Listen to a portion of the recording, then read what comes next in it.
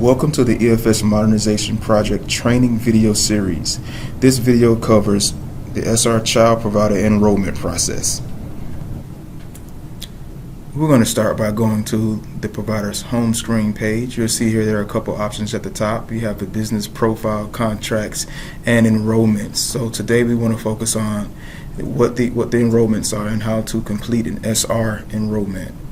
So there are two ways that a provider can receive an SR enrollment. The first way is that the coalition is able to manually complete the enrollment on their end. They can select a provider and complete the enrollment and sign for the enrollment on the provider's behalf, leaving the only loose end would be for the family to have to accept the enrollment.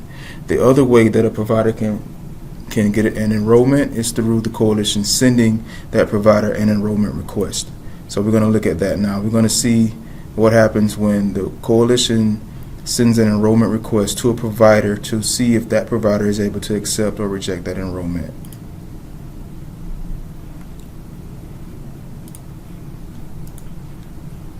So here in the provider's enrollment request queue, we see that there are two records that have come from the coalition to the provider.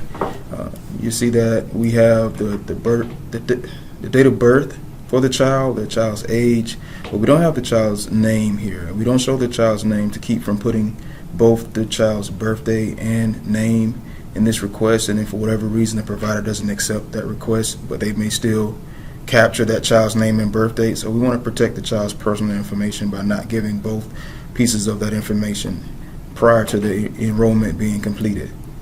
But we see the parent name and other information about that child's eligibility and enrollment information.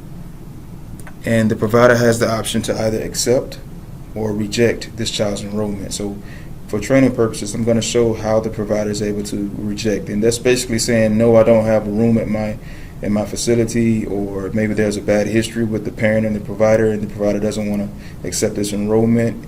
For whatever the case may be, the provider selects to reject the enrollment and select the reason. We're going to say prior issues with family, and we're going to just put a comment for testing, and then submit to the EOC. We get a message saying that it was successfully rejected, and that record is now removed completely from the provider portal. So the provider won't have any access to that one child's information that they just rejected.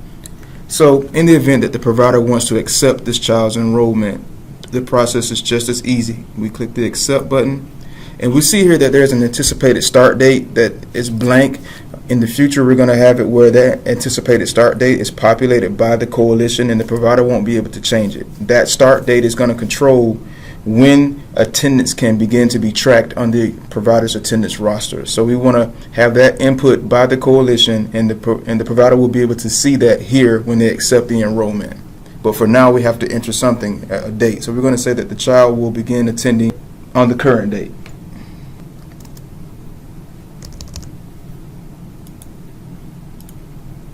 And we submit to EOC, and the enrollment is complete. Once all of the enrollments are accepted or rejected, the queue will be empty, and in order for the provider to see their active enrollments, they will now need to go to their SR enrollments queue. And this queue will display all of the children that have been accepted by the provider.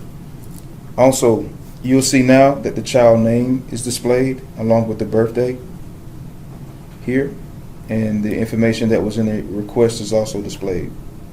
The provider doesn't have any way of changing this child's enrollment information. The only ability the provider has is the ability to end the enrollment. For whatever reason, if a time comes when the child's enrollment needs to be terminated, the provider is able to come to the enrollment queue, select end enrollment, say that yes, they want to end this provider enrollment, select the reason, the end enrollment effective date, the last date of attendance, and to indicate here if there's a past due parent fee, meaning if during the time of the child's enrollment, if there's a payment plan or some sort of co-payment set up with the parent, if that payment is not up to date, the provider can indicate that here how much is past due and submit that information to the coalition.